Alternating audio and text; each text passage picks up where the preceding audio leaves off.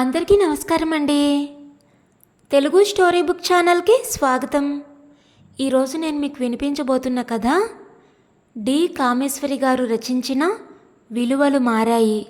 మరైతే ఈ కథను ఎక్కడా స్కిప్ చేయకుండా చివరి వరకు వినండి. నచ్చితే లైక్ చేయండి. కొత్తగా మన ఛానల్ని చూస్తున్నట్లయితే కనుక సబ్స్క్రైబ్ చేసుకోవడం అస్సలు మర్చిపోవద్దు. మరిక కథలోకి వెళ్ళిపోదామా? అమ్మమ్మ గారు, మీరేమిటి ఇక్కడున్నారు? అందరికీ దూరంగా వరండాలో కూర్చొని పుస్తకం చదువుకుంటున్న రాజేశ్వరమ్మ ఆ మాటకి తలెత్తి చూసింది. ఎదురుగా నిలబడ్డ అమ్మాయిని గుర్తుపట్టలేక, ఎవరమ్మా నువ్వు? నన్నెవరనుకుంటున్నావు? ప్రశ్నార్థకంగా చూస్తూ అడిగింది. నా పేరు వందన. మీరు శ్రీనగర్ కాలనీలో ఉండేవారు కదా, మా అమ్మమ్మ వరలక్ష్మి గారింటి పక్కన. కుతూహలంగా అంది ఆ అమ్మాయి. అవునవును, సుబ్రహ్మణ్యం గారు, రిటైర్డ్ జడ్జి, వరలక్ష్మి గారి మనవరాలివా? ఆశ్చర్యానందాలతో అంది రాజేశ్వరమ్మ. అవునండి, మా అమ్మ సునీతతో కలిసి సెలవులకు అమ్మమ్మ గారింటికి వచ్చినప్పుడల్లా చాలాసార్లు మిమ్మల్ని చూశాను. అప్పుడు చిన్నదాన్ని అనుకోండి, అయినా మిమ్మల్ని చూడగానే గుర్తుపట్టాను అంది వందన. చాలా సంతోషం తల్లి. మీ అమ్మమ్మ గారు పోయాక నాకు మాట మంచి చెప్పుకునే తోడు కరువయ్యారు. అప్పటినుంచి మీరంతా రావడమూ తగ్గిపోయింది. అంతే మరి, తల్లి పోతే తరం పోతుందంటారు. మీ తాతగారు అమ్మమ్మ 2 ఏళ్ల తేడాలో పోయారు. దాంతో ఆ ఇంటి కళైపోయింది. ఇప్పుడు మీ మావయ్య ఉన్నారనుకో, అంతేనమ్మా, ఆడపిల్లలకి తల్లి ఉన్నన్ని రోజులే పుట్టిల్లు. అన్నట్టు ఇక్కడికి ఎందుకు వచ్చావమ్మా? పాత బంధువుని చూసినట్టు ఆప్యాయంగా అంది రాజేశ్వరమ్మ. నేనొక టీవీ ఛానల్లో పనిచేస్తున్నానండి. ఈ ఓల్డేజ్ హోమ్ కవరేజ్ ప్రోగ్రాం ఉంటే షూటింగ్ అని వచ్చాను. అవును, మీరేమిటి ఇక్కడ? మీ ఇల్లు, మీ వారు? ఆశ్చర్యంగా అడిగింది. రాజేశ్వరమ్మ విరక్తిగా నవ్వి నిట్టూర్చింది. మా వారు లేరు, మా ఇల్లు లేదు ఇప్పుడు. అలా కుర్చీలా కొని కూర్చోమ్మా. అదేమిటి? కుర్చీలో కూర్చుంటూ అడిగింది వందన. అవునమ్మా, ఆయన పోయి 4 ఏళ్ళయింది. ఇల్లు పోయి 6 నెలలయింది. మీ అబ్బాయి అమ్మాయి ఉండాలిగా? తెల్లబోయింది వందన. ఆ అమ్మాయి దాని కాపురం అది చేసుకుంటూ బెంగళూరులో ఉంది.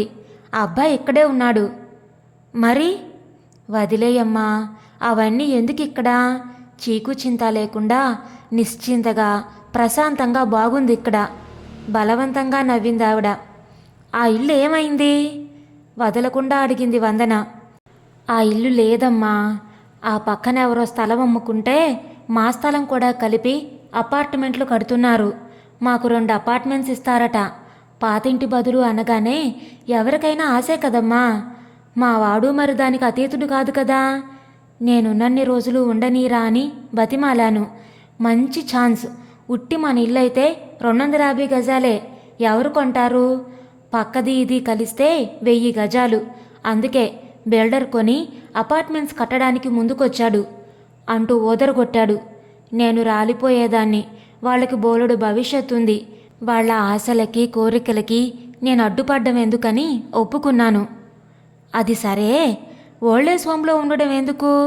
మీ అబ్బాయి ఎక్కడున్నారో అక్కడే ఉండకుండా? ఆ ఇల్లు పడగొట్టారు. వాడేదో చిన్న అపార్ట్మెంట్లో అద్దెకుంటున్నాడు. 1 ఏడాదో 2 ఏళ్ళో అపార్ట్మెంట్ తయారై చేతికొచ్చే వరకు వాళ్లే ఇల్లిస్తారట.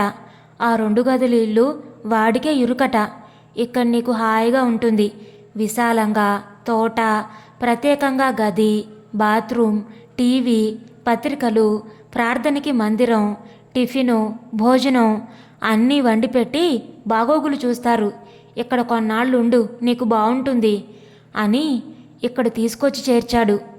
అదోలా నవ్వుతూ అంది. అదేమిటి, కాస్త పెద్దిల్లు తీసుకుంటే సరిపోయేది కదా నొచ్చుకుంటూ అంది. లేదులేమ్మా, నేనిక్కడికి రాకముందు బాధపడ్డాను. వచ్చాక వాడిది మంచి నిర్ణయమే అనిపించింది. ఆ ఇరుకు గదుల్లో బందీగా బ్రతికే కంటే హాయిగా, విశాలంగా, శుభ్రమైన గాలి, వెలుతురు, అన్ని సదుపాయాలు ఉన్న చోట బాగానే ఉంది నాకిక్కడ. సరే, మీ ఇంటి సంగతులు చెప్పు. కాసేపు అందరి విషయాలు చెప్పింది వందన. పోతే అమ్మమ్మ గారు, ఈ వృద్ధాశ్రమంలో ఉన్నవాళ్ళవి ఒక్కొక్కళ్ళది ఒక్కొక్క కథండి. చూసేవాళ్ళు లేక కొందరు, ఉండి కూడా చూడని వారు కొందరు. బరువు వదిలించుకున్నవారు కొందరు, తల్లిని చూసే తీరిక కోరిక లేని వాళ్ళు కొందరు. ఇలా అనేక కారణాలతో ఇక్కడ చేరారు. వీళ్ళందరి గురించి ఒక స్టోరీ తయారు చేయడానికి వచ్చాను. మిమ్మల్ని ఇక్కడ చూడడమే ఆశ్చర్యం. ఏదో ఈ విధంగా మిమ్మల్ని చాలా రోజులకు కలిశాను. అమ్మకి చెప్తా మీ గురించి. వందన వెళ్ళాక అటే చూస్తూ కాసేపు ఆలోచనలో పడింది రాజేశ్వరమ్మ. పాత రోజులు గుర్తుకొచ్చాయి ఆమెకు. గవర్నమెంట్ అలాట్ చేసిన స్థలాలు ఆ రోజుల్లో 250 గజాలు, 2500. ఆ డబ్బు జమ చేయడానికే ఎంత అవస్థపడ్డారో కదా ఆయన. గవర్నమెంట్ ఉద్యోగాలకి ఆ రోజుల్లో జీతాలెంత కనుక. తమ్ముడి చదువు, చెల్లెలి పెళ్లి బాధ్యత తీరగానే ఇటు పిల్లలు ఎదిగొచ్చారు. వారి చదువులు, ఇంటి ఖర్చు, ప్రతి రూపాయి చూసి ఖర్చు పెట్టాల్సిన రోజులు. రిటైర్ అయ్యే నాటికి 2 గదుల కొంపన్నా ఉండాలనే ఆయన తాపత్రయం. బాధ చూసి పుట్టింటి వారు పెట్టిన 2 పేటల పలకసర్ల గొలుసమ్మి ఆ స్థలం కొన్నారు. రిటైర్ అయ్యాక చేతికొచ్చిన ప్రావిడెంట్ ఫండు 1,40,000 ఖర్చు పెట్టి చిన్న డాబా ఇల్లు కట్టుకున్నారు.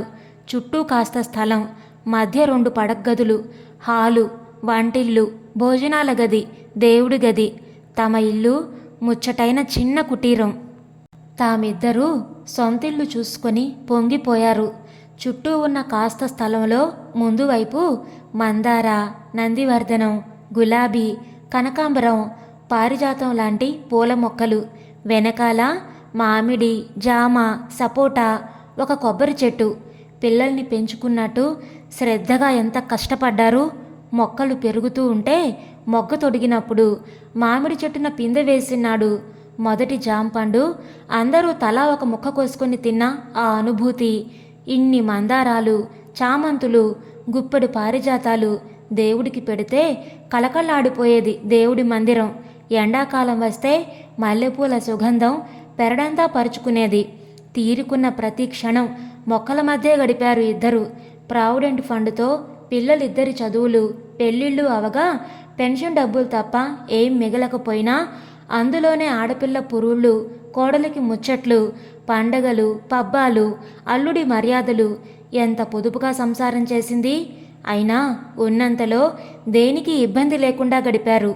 ఆ రోజులు కాబట్టి, పెన్షన్ అందేది కాబట్టి నిశ్చింతగా రోజులు వెళ్ళిపోయాయి. అప్పుడే పక్కన స్థలంలో మేడిల్లు లేచింది. వరలక్ష్మి గారు ఆ ఇంట్లో దిగిన ముహూర్తం ఏదో కానీ ఆవిడతో చక్కని స్నేహం కుదిరింది. ఆయన రిటైర్డ్ జడ్జి. పిల్లల పెళ్ళిళ్ళు, చదువులు అయ్యాయి. తమకంటే పై స్థాయి అయినా ఇద్దరి మధ్య చెరగని స్నేహం. ఇచ్చిపుచ్చుకోవడాలు, కష్టం సుఖం చెప్పుకోవడం, పెరట్లో కాసిన కూరలు వండి పంచుకోవడం, పెట్టగోడ దగ్గర చేరి అమ్మలక్కల కబుర్లు, పూజలకి వ్రతాలకి ఒకరికొకరు తోడై అక్కా చెల్లెళ్ళ మాదిరి కలిసిపోయారు. 60 ఏళ్లకే ఎదురు చూడని వైధవ్యం. స్కూటర్ యాక్సిడెంట్ రూపంలో వచ్చి మీద పడితే ఎలాగో తట్టుకొని నిలబడగలిగింది. ఆయన పోయాక సగం పెన్షనే వచ్చినా దాంతో సరిపుచ్చుకునేది. ఏదో ఒంటరిగా కృష్ణ రామ అనుకుంటూ కాలం గడిపేది. ఆ సమయంలో మంచికి చెడ్డకి వరలక్ష్మి గారే సాయం. సలహా చెప్పినా ఆవిడే. అంతవరకు లేని కొత్త సమస్యలు. కొడుకు ఉన్న ఉద్యోగం వదిలి ఇంకోటి ఇక్కడే చూసుకొని, నువ్వు ఒంటరిగా ఉన్నావని వచ్చేశావమ్మా అంటే కొడుకు ప్రేమకి, అభిమానానికి పొంగిపోయింది మొదట్లో. ఆ రోజు నుంచి బరువు బాధ్యతలు కొడుకుపైన పెట్టి వంటిల్లు కోడలకు అప్పగించింది. మనవలు పెరుగుతుంటే పెత్తనం కోడలిదై తను ఆ ఇంట్లో పెట్టింది తిని ఓ మూల కూర్చునే స్థితికి వచ్చేసింది. ఇంటి విషయం మాత్రం తను ఉన్నంత వరకు అమ్మడానికి లేదని మొత్తుకుంది. హఠాత్తుగా పోవడంతో భర్త విల్లు రాయకుండానే పోయారు. ఆస్తి మొత్తం 3 భాగాలన్నారు. తన మాట పెత్తనం చల్లనివ్వలేదు కొడుకు. కాగితాల మీద సంతకాలు పెట్టించాడు. ఇల్లు కూలగొట్టడం చూసి బాధపడక్కర్లేకుండా తన్నిక్కడికి చేర్చాడు. అప్రయత్నంగా రాజేశ్వరమ్మ కళ్ళు నిండుకున్నాయి. కళ్ల ముందే ఇల్లు కోల్పోయి అపార్ట్మెంట్ సంస్కృతికి అలవాటు పడిపోక తప్పడం లేదు తమ తరం వారు. మర్నాడు సాయంత్రం రాజేశ్వరమ్మ కొడుకు శ్రీనివాస్ దుమదుమలాడుతూ వచ్చాడు. వస్తూనే చేతిలోని పేపరు తల్లి ముందు విసిరికొట్టి, ఏమిటమ్మా ఇది? నలుగురిలో నా పరువు ఇలా ఈడ్చి రోడ్డు నిలబెట్టడానికి నీ మనసు ఎలా ఒప్పింది అంటూ ఆవేశంగా అరిచాడు. రాజేశ్వరమ్మ తెల్లబోయి చూసింది. విషయం అర్థం కాక. చూడు అంటూ పేపర్ విప్పాడు. తల్లుల్ని ఇంట్లో నుంచి వెళ్ళగొట్టి ఓల్డేజ్ హోంలో పారేసిన కొడుకుల లిస్టులో నా పేరు చేరింది నీ దయవల్ల. ఏదో ఆ 2 గదుల అపార్ట్మెంట్లో నీకు సౌకర్యంగా ఉండదని, ఇక్కడ కొన్నాళ్ళు హాయిగా ఉంటావని, ఇల్లు తయారయ్యే వరకు ఈ ఏర్పాటని నీకు తెలీదా? ఆగ్రహంగా కొడుకు దులిప్పారేస్తుంటే విస్తుపోయిన రాజేశ్వరమ్మ పేపర్ తీసి చూసింది. ఆదివారం పేపర్లో ఈ వృద్ధాశ్రమం గురించి వివరంగా బిల్డింగు, తోట, ప్రార్థనా మందిరం, అక్కడున్న వారి కొందరి ఫోటోలలో తన ఫోటో, పేరు అన్నీ ప్రచురించారు. పిల్లల ఆదరణ, అభిమానం నోచుకుని తల్లిదండ్రులంటూ కొన్ని కథలు సంక్షిప్తంగా మొత్తం 1 పేజీ అంతా కవర్ చేస్తూ వార్తొచ్చింది. రాజేశ్వరమ్మ తెల్లబోయింది. నడు ఇంటికి, ఆ చాలీ చాలని 2 గదుల్లోనే పడుందాం అందరం. అందరూ నేనేదో నిన్ను హత్య చేసినట్టే, ఇంట్లో నుంచి వెళ్ళగొట్టినట్టే దోషిలా చూడడం, అడగడం తలెత్తుకోలేకపోయాను. పద, బట్టలు సర్దుకో. ముఖం గంటు పెట్టుకొని విసురుగా అన్నాడు. చూడు సీను, అనవసరంగా ఆవేశపడకు. నిన్న మన పక్కింటి వరలక్ష్మి గారి మనవరాలు ఏదో టీవీలో పనిచేస్తోందట. ఈ ఓల్డేజ్ హోమ్ గురించి వ్యాసం రాయడానికి వచ్చిందట. నన్ను చూసి గుర్తుపట్టి పలకరించి అడిగింది. ఇల్లు అమ్మాం, ఆ స్థలంలో అపార్ట్మెంట్స్ కడుతున్నారు, అంతవరకు ఉన్నానని చెప్పానంతే. ఇదంతా ఇలా కథలుగా వస్తుందని నాకేం తెలీదు. స్థిరంగా శాంతంగా అంది. పేపర్లో పడ్డావుగా, సంతోషమేగా ఇప్పుడు. నా మీద బదులు తీర్చుకున్నావు కదా. ఏదైతేనే జరగవలసిన డ్యామేజ్ అంతా జరిగిపోయింది. ప్రతి వెధవికి జవాబు చెప్పుకుంటూ సంజాషి ఇచ్చుకునే కర్మ పట్టింది. అసలు నాదే బుద్ధి తక్కువ దీంట్లో దిగడం. ఏదో నా పాటికి నేను ఓ అపార్ట్మెంట్ కొనుక్కుంటే మీ అందరి చేత మాటలు పడాల్సిన కర్మ ఉండేది కాదు. ముఖం ఎర్రగా చేసుకున్నాడు. మొన్న సుజాత వచ్చి మోసగాడివి అన్నట్టు నానా మాటలు అని వెళ్ళింది. ఈరోజు నువ్విలా నన్ను బజార్కి ఇడ్చావు. చేసే పనిలో నిజాయితీ ఉంటే ఎవరేమన్నా పట్టించుకోనక్కర్లేదు. స్థిరంగా కొడుకు వంక చూస్తూ అంది. ఆ మాట ఎక్కడో తగిలినట్టు శ్రీనివాస్ మొహం నల్లబడింది. అంటే ఏమిటి నీ ఉద్దేశం? కంగు తిన్నట్టు ప్రశ్నించాడు. సుజాత అన్నదంటే ఊరికే అనలేదు కదా. దాని తండ్రి ఆస్తిలో నీకెంత హక్కుందో దానికి ఉన్నప్పుడు దానికి చెందాల్సినవి చెందకపోతే ఏ చెల్లెలు మాత్రం ఊరుకుంటుంది చెప్పు? నువ్వు చేసిన పని మోసం కిందకే వస్తుంది. విల్లు లేదు కదా అని స్థలం అమ్మకానికి నీ పేర పవర్ ఆఫ్ అటర్నీ ఇచ్చినట్టు మా ఇద్దరి సంతకాలు తీసుకొని, అది బెంగళూరులో ఉంటుంది, కాగితాలు అస్తమాను సంతకాలకి పంపాలని మధ్యలో అన్నాడు. హా, ఏమిటి మరీ చదువురాని వాళ్ళకి చెప్పినట్టు చెప్తున్నావు? అది వెళ్ళి బిల్డర్తో మాట్లాడి విషయం తెలుసుకుంది. స్థలం నీ పేర రాస్తున్నట్టు కాగితాలు రాయించుకున్నావు. పవర్ ఆఫ్ అటర్నీ ఉపయోగించుకొని తోడబుట్టిన దాన్ని ఇంత దగా చేశావు. తల్లిని బతికుండగానే నాకు ఇల్లంటూ లేకుండా చేశావు కదా. అమ్మా, అనవసరంగా మాటలొద్దు, ఈ రాద్ధాంతము వద్దు. అపార్ట్మెంట్స్ హ్యాండ్ ఓవర్ చేశాక దాని పేర రిజిస్టర్ చేయించుదామని బొకాయించాడు. అంత మంచి ఆలోచన ఉంటే సంతోషమే. ఏదో నా కోసం ఓ రూమ్ 1,00,000 పెట్టి కొనిచ్చావు బిల్డర్ ఇచ్చిన క్యాష్లో నుంచి. నాకు ఆ మాత్రం ఉపకారం చేశావు, చాలు. నా పెన్షన్ నాకు తిండి పెడుతుంది. ఈ ఆఖరి రోజుల్లో నాకింతకంటే ఏం అక్కర్లేదు. ముందు కోపం వచ్చినా ఇప్పుడు నువ్వు చేసిన ఈ పని నాకు మేలే చేసింది. హాయిగా చీకు చింత లేకుండా శుభ్రమైన గాలి, ప్రశాంతత, చుట్టూ మాట, మంచి జనం, పుస్తకాలు, టీవీ, వసతి అన్నీ బాగున్నాయి. రేపు అపార్ట్మెంట్ తయారైనా నేనింకా రాను. ఇరుకు గదులు, ఇరుకు మనసుల మధ్య ఇంకొండలేను. నీలో ఏదన్నా నిజాయితీ మిగిలుంటే, నీకు ఆత్మసాక్షి అన్నది ఉంటే నీ చెల్లెలకి అన్యాయం చేయకు. ఆ ఇల్లు మా ఇద్దరి కలల పంట. ప్రతి చెట్టు, ఆకు, పువ్వు, కాయ మా తరం తర్వాత మా పిల్లలు అనుభవించాలన్న కోరిక ఎలాగూ తీరలేదు. కానీ 2 పిల్లలు సంతోషంగా ఉన్నారంటే మీ నాన్న ఆత్మ సంతోషిస్తుంది. నా పాటికి నేను చాలా హాయిగా సంతోషంగా ఉన్నాను. వెళ్ళు. తల్లిగా నేనెప్పుడు నీ మేలే కోరతాను. వీలైనప్పుడు ఎప్పుడో ఒకసారి వచ్చి కనిపించి వెళ్ళండి, అది చాలు. కుర్చీలో నుంచి లేచి నెమ్మదిగా నడుచుకుంటూ గదిలోకి వెళ్ళిపోయింది రాజేశ్వరమ్మ. ఇదండి ఈరోజు కథ. ఈ కథను గురించిన మీ విలువైన అభిప్రాయాలను కామెంట్స్లో తప్పకుండా తెలియచేయండి. ఇంత మంచి కథను మనకు అందించిన డి కామేశ్వరి గారికి మనందరి తరపు నుంచి ధన్యవాదాలు తెలియజేసుకుంటున్నానండి. మరి కథ మీకు నచ్చిందా? నచ్చితే లైక్ చేయండి, షేర్ చేయండి.